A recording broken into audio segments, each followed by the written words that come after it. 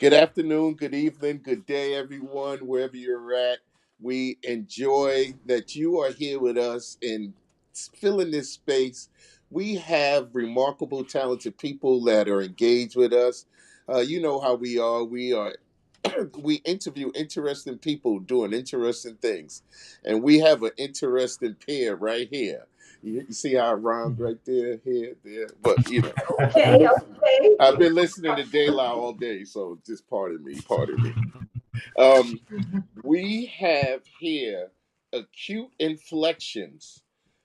This this duo, is a remarkable time warp that is now hitting the stage in Worcester, Massachusetts on December 6th. Now, I'm going to tear it up, y'all, so just know in advance, I'm going to try to get it right.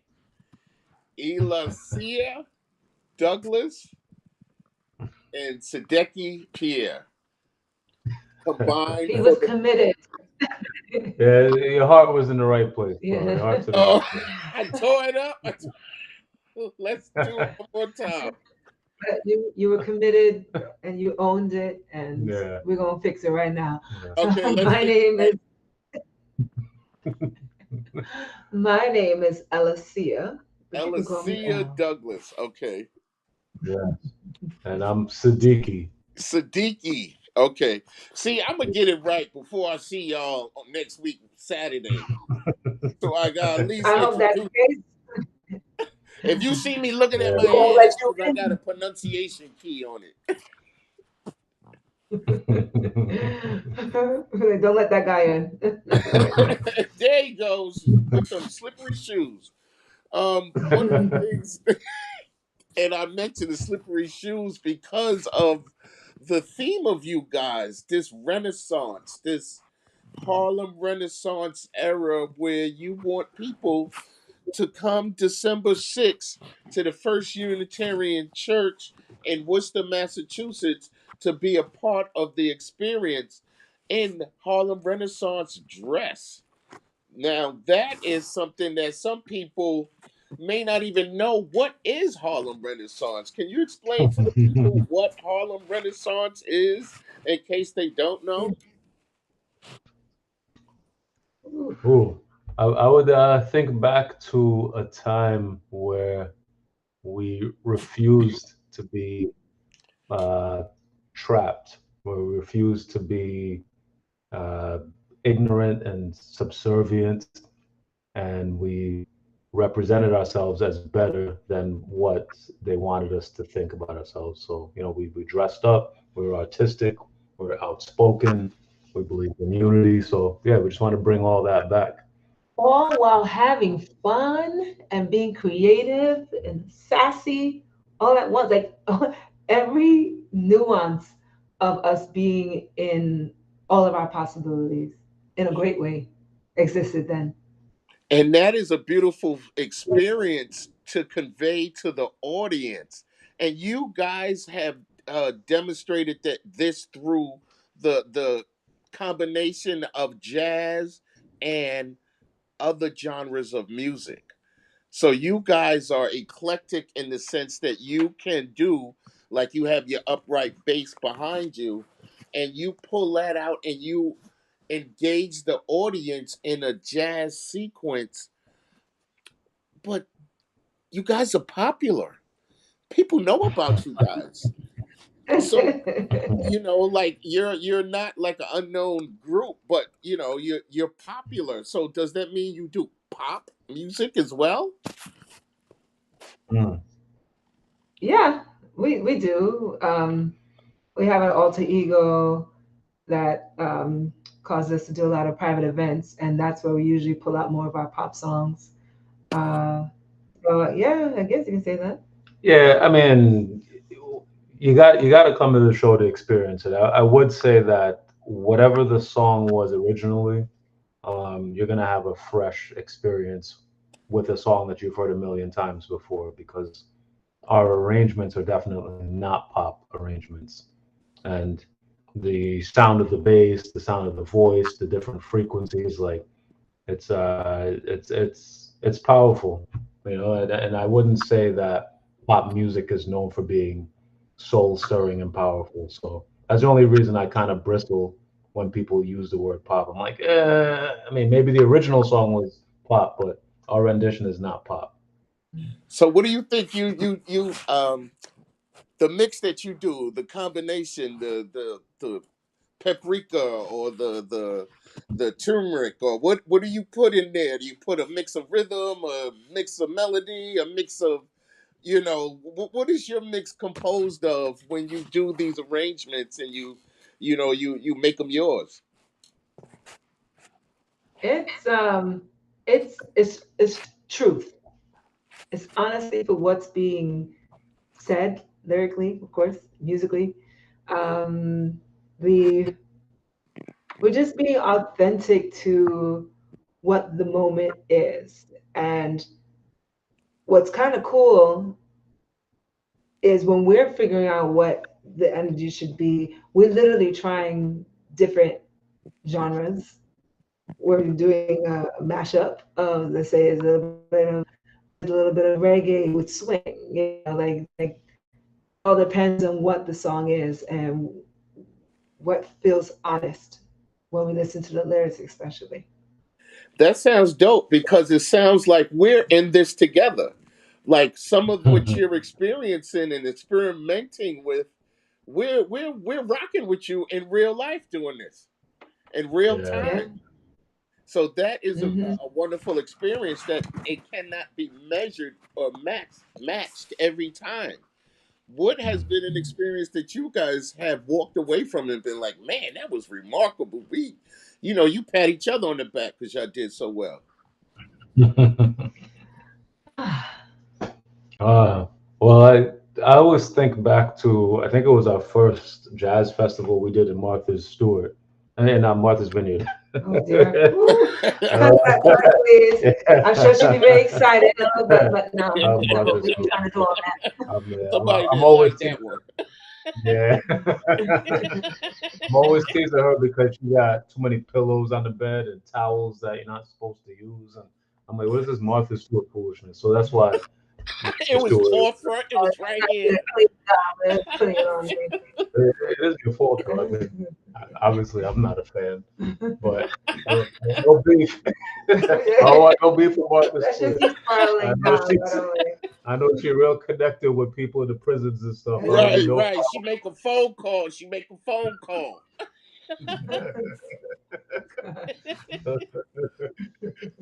So you were uh, on the vineyard.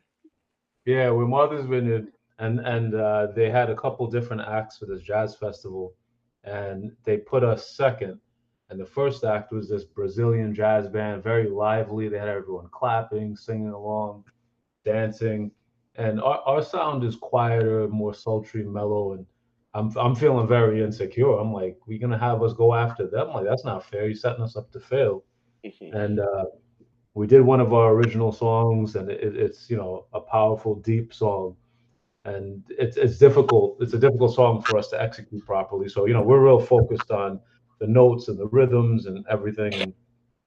And we finished the song, and the room's just quiet. Like you can hear a pin drop, and I look up, and it's like people are in a trance. Like they're just so reverent and still, and I'm like, oh, I guess we all right. Like, All right, all right.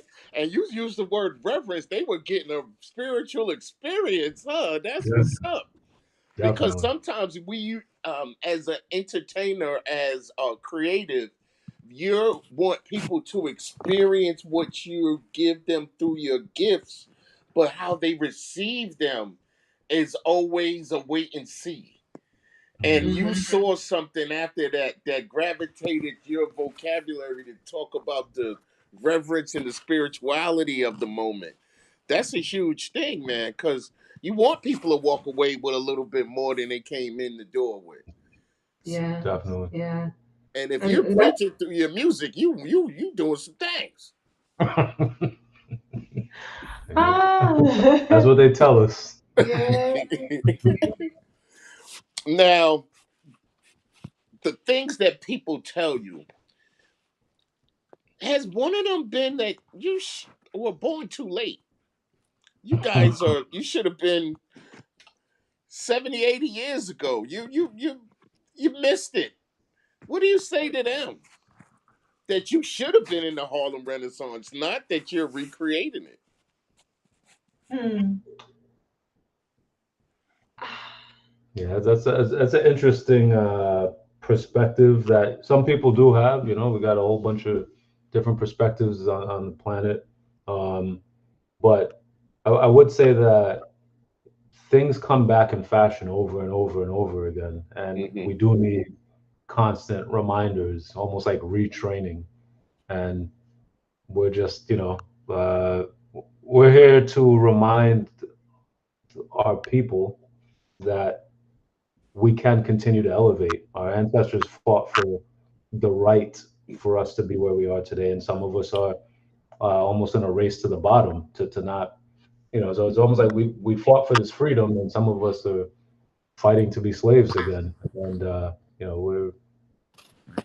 we respect that path, but we're not on that path. We're still trying to let's elevate some more. Why not? I have to say, I hit. Go ahead. Sorry. I was just saying that I love to see now the Gen Zs come to our shows and they'll dress up and they will sit like ready to receive, and they're just so excited about the chance Right. to not only nod to the past but express it and find how relevant this is for them now and for their future. It's really beautiful to see. So it's actually quite relevant, even though we are nodding to the past. That's beautiful because we need to march on, march forward, do that. That's go through that wilderness journey, and it sounds like you guys are on a journey. What brought you two together to start this journey? The universe, Universe, yeah, we yeah, can't even. it wasn't even like it wasn't a plan, that's for sure. From the minute, like from the to the day that we met, like the way when you say a cosmic assignment to Hmm. come together, literally that. Like I laugh at him sometimes, and I think the show that brought us together was Fela on Broadway. So here Fela Kuti lives his life back in the 60s, 70s, 40, 50, 60, 70, 80. He passes probably in the 80s. 20 years later, somebody has this idea to write a story about his life that turns into a Broadway show. Meanwhile, I'm a little kid in high school, junior high, da, da, da, da, da. And then fast forward, that show ends up on Broadway. He doesn't ever see Broadway shows ever. Yeah, I hate Broadway shows, and when I tell you all of my boys are harassing me, you got to go see this show. I'm like, I don't do Broadway, you know that. And they just kept harassing me, and I went back two more times. I'm like, I love this show, best Wow. Broadway show ever. Powerful story, great music. The women were all right; they weren't bad to look at as well. Did you just point behind you? Was that He's just like, this one right here. this It's Yeah, not one? a This one back here. this one. whatever. But even then, we didn't even meet each other. It was after the show closed. He comes to a concert that I produced with some of my castmates, and it happened the day after Whitney passed away. And I was gonna cancel the concert. I was gonna cancel this, and let me just do it in honor of her. Yes. Just the whole night, and then we met that night. We met on the February 12th, and we've never left each other's side since. But just the things that just led to us even meeting, and then of Wow. course, even Acute Inflections, the way that started was just its own thing. Like we knew after a while that okay, this is cosmic. There's an assignment, and I'm so grateful that we said yes. That's a beautiful story, man. Do you think about putting it to pen and pad and making your own play and a musical out of it? It sounds pretty amazing. It sounds like it could be some chords to that. We'll see. We'll have a little more time on our hands now that we came back from tour. So we'll see. Yeah, we got all sorts of creative projects, percolating. So stay tuned. Okay, well, if you got one or two you want to share, you can toss it out and get us anticipating something else that's coming besides December 6th at the First Unitarian Church in Worcester, Massachusetts is going to be the date and the place for Acute Inflections to flex on everybody, and they would like or suggest you come in your Harlem Renaissance attire. Come with a Yeah. little pair of shiny shoes or some tie type hat combo, and look the part. Look the part. Please, please. I mean, it's not mandatory. We still got some people showing up in hoodies and jeans and t-shirts and stuff, and we love them too. Nobody's perfect, but come have some fun with us. That's what's up. Now we want to bring some people to your spot. We want to bring them to where you are going to be, and we would like to give away a free pair of tickets. Now, what would you like the people to think about or come up with to acquire these tickets? This is your event, your day, your date. So this is your question. You want the people to answer, so that way they could win a pair of tickets. Ooh. Well, I'm Don't gonna make it too say, hard. Don't make it too hard. We got a lot of the um, GD audience here. let's see. I got a favorite Miles Davis tune I'm thinking about, so maybe the first person to guess that. All right. So everybody, if you're out there, put in the chat a Miles Davis song that you think the brother would know, that you would know, that he would know, that would be something that you could get some tickets from. So this is what we're going to do. We want you guys to put your name in the chat with the name of the song, and then we'll reach out to you, and then we'll connect you to Acute Inflections so they could talk to you personally and talk to you about coming down and what you need to look like when you get there. So we're going to make sure that we do this for you guys, to the community that love to be a part of this Harlem Renaissance, this opportunity to deal, shake, bake, and roll in one place on a Saturday night and have a good time in this turn up the heat in the December weather. Now, Mhm. we want to talk to you guys a little bit more about something that you can share, that you might like to share about, and it's your clothes, your Harlem Renaissance, your attire. Do you have a specific designer that sets you guys up, or you do your thing, however you do it, a la carte type of thing? That's cute. Yeah, it's definitely a la carte. I have a kind of makeshift fashion slash costuming background because of my theater, and then I used to work wardrobe for some fashion shows. So I have a little bit of an eye for, I guess, vintage pieces and just Okay, I fashion. like that. So that's always fun for me. Tap into that side of things. Yeah, and it's good that she's got those skills because we've had nights where a bow tie or a zipper or whatever, and she's over there sewing it up and fixing this and that. Yeah, like Uh, 5 minutes before having to go on stage. Yeah. yeah, I mean, I'm not naturally a flashy, flamboyant, fashionable cat. But, I'll give her a lot of credit for dragging me out of the shadows. Bass players aren't usually the ones front and center on stage, but I've been able to find my own little swag up there That's for what's doing up. all that. Now, when you were growing up and developing your natural swag and everything, were you like aiming for that upright bass, or was you into something else? No, definitely did not. I didn't care about any instrument specifically. I just wanted to get out of class, and I saw kids kept, they were allowed to leave class for band practice or for orchestra for this, and I'm like, oh, I want to go. Let me come. And the music teacher said you got to pick an instrument, and I was real smart aleck, so I said, well, what instrument does nobody play? She said the upright bass. I said, okay, I'll play that, thinking I won't have any competition. I won't have to take it seriously, and that was the start of it. And it's a versatile instrument, So I started off in orchestra, but quickly got dragged into jazz band, and then got asked to play in church, and then all my boys were rappers growing up, so they'd freestyle, and I had some friends who were into blues, and so you just end up picking up all these different styles and fusing them together for your own style. That's a big part of what makes our shows interesting. People say, I thought it was going to sound like the same thing all night with just bass and voice, but we're both very, almost promiscuous musically with the different genres we like to play with. So makes it very eclectic. That's what's up. Now, for you back there, Alicia. Elacia. Just go with L, bro. Don't hurt yourself. Just Oh, L. it's the L. It's leave the E out. Okay.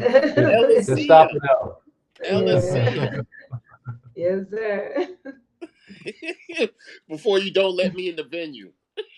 All right. You're already halfway out of the building. Oh, So what's your talk question about for? you. What's your start? Start in music, I Yeah, guess. Yeah, like he how did. about He that? came out of Well, the upright band thing, and you did what? You were the vocalist in church or in the choir, the glee club. yeah, all the above. Of course. So I had a real religious life and a secular life simultaneously, I guess, as I went through school. So of course sang in church and things like that, but I always sang outside of that, jazz clubs, little singing groups, and then I I went to Bayside High School, which was a music conservatory. Oh, they had a music conservatory program in there. Um, Oddly enough, though, when I went to college, I didn't do music. I Oh, did theater and dance, yeah, but I still kept singing. And okay, then, okay, yeah, the singing was always there, some way, somehow. Did my own music for a little bit before meeting Siddiqui, and then he kind of helped me with some of my little projects, independent projects, before Acute Inflections. So. okay. That's what's up. And it sounds like this thing is going on. You like you said, this is cosmic. This is a connection that is not going to break. There's no shatter. There's no what do they say, that glass ceiling? There's no glass ceiling to you guys. What do you see as your crescendo? What is the top of the thing that you would like to see for yourselves? Mm, Wow, that's a great question. yeah. Yeah, I mean, honestly, it feels like we've just been of service to a more divine plan, and we don't get the whole plan ahead of time. So Mm, I Yeah, don't even want to like disrespect because I wouldn't have even dreamed of where we are today. yeah. So all who right. knows where we're going? But I will say that the way our show has evolved, like in the beginning, we always thought this was a music thing, and Okay. so evolved into a mix of comedy and storytelling with some inspirational messages. And it seems like the storytelling component and the messages um, seem to be getting as important as the music. So it'll be Oh wow. interesting in the future to just, we've always focused on just the music, and those were like the sides, the appetizers. So it'll be interesting to take some time to, why don't we focus on the storytelling and these Yeah. messages and see where that leads us. That's Mhm. dope. I'm glad you shared that with us. We're putting together a sip and speak where we're going to have different people. We're working with a distillery, and we're going to have you come and you sip. We buy a ticket, you get a free drink. Your first drink is free, type of thing, and you get. We're going to start off with like Poetress has an album. Mm, We have some brothers that did a book. Uh, they each one of them have a book. So we're going to talk to them. We're going to start speaking, getting people to mm, speak. And I'm not telling too many, but there's an outcome that I want to reach once I get people open to being around people that speak. And mm. sometimes it may not have a rhythm to it. It may just be words on a paper that can do more for you than make you shake your head or have you moving in the seat or something, but may have that gerbil inside your brain running around a little bit more. It might give them a battery in his back or something.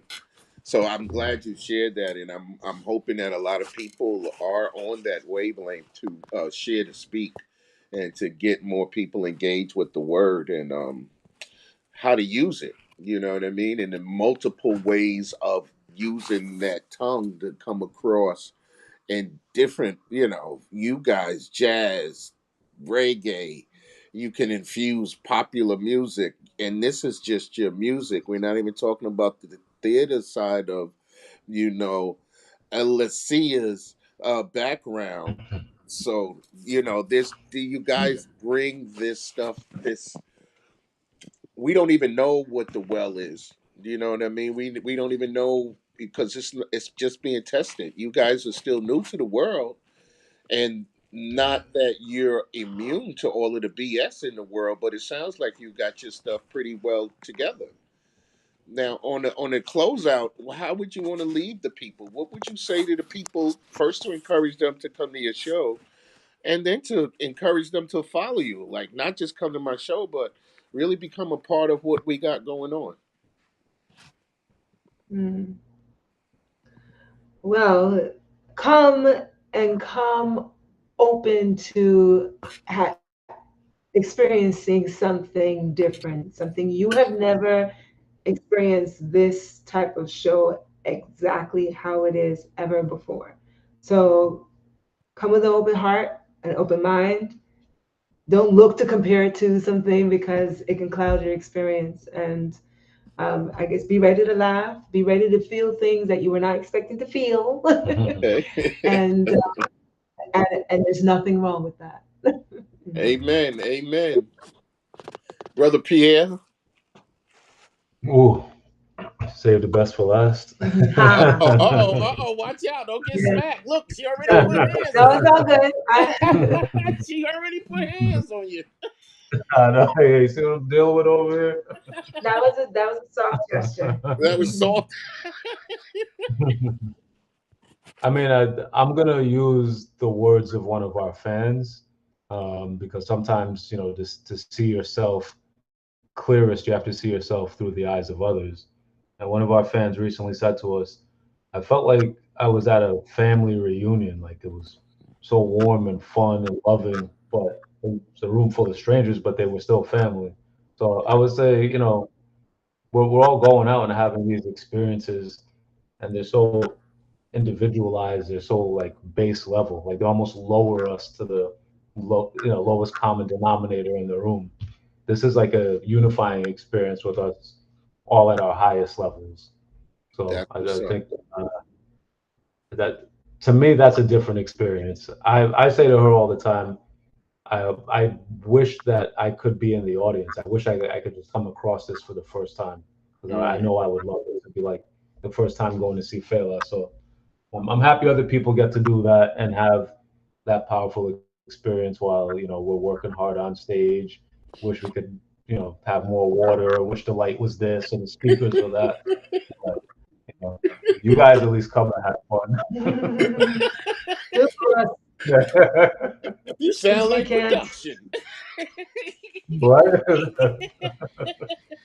That's that. You want to hear a funny story? Like the Yeah. amount of times we have like a fight or argument before we get on stage, and it's like I want to kill her, she wants to kill me. We get on stage, we're so mad at each other, and then everybody in the audience is like, "Oh, you guys are so in love. We could just see the connection." You saw the venom. You saw the wrath. That's what you saw. Yeah, we gotta Somebody knows how fight us. to. You got a performance before the performance, huh? Yep. That's where that theater background. That's where that comes into play. Yo, Professional man. liars. That's what's up, man. It was amazing talking to you guys, man. I You enjoyed your company. I enjoyed the energy that you brought. I can't wait to look at the comments to see who put in a Miles Davis song, and hopefully they connected and they got the one that cosigns with what you do or what you put out, and then somebody could win a free pair of tickets to Acute Inflections on December 6th at the First Unitarian Church in Worcester, Massachusetts. I think it's either 2 or 4 Main Street or something like that. So you guys can come on out. Acute Inflections, you can check them out on their Facebook page, and you can connect with them. Acute Inflections, basically all over, correct? Yeah, acuteinflections.com, or on Instagram and Facebook, YouTube, TikTok, Twitter, LinkedIn. We're around. You can find us. All And right. only buy tickets on our website. Our Oh website yes, is yes. the Make sure you say way that. to That get that I seen you tickets put for up our something show. about that. Yeah, Scammers out yeah, there. yeah. It's the saddest thing. People getting scammed. Everybody's dog died, and they're reselling tickets supposedly. And Do not buy it that way. We yeah, cannot honor it that way. yeah. Well, it's Oh not even real. You Yeah. well, if I Acute got my inflection. ticket, I'll be there. know. Thank you, bro. Only because you Yes, got my name right the last I'm time. about to do it. I'm about to say it. I'll Uh-oh, drum see you, roll. Douglas. Hey! Blah, blah, blah, blah. Well, let's see if I get the second one. Siddiqui Pierre. Yeah, yeah. Woo! Put him in the front row, y'all. Look at that. See, look at all that growth and healing and inspiration that took place. Right, right, right, right. I give you one back. But it was amazing talking to you guys. We look forward to seeing you December 6th, Saturday, at the First Unitarian Church in Worcester, Massachusetts, on Main Street. So we want to see you guys come out. Acute Inflections everywhere on every social media platform, and buy directly from them the tickets so you don't get scammed. All right, guys. We had a great time talking with you. Y'all have a great night.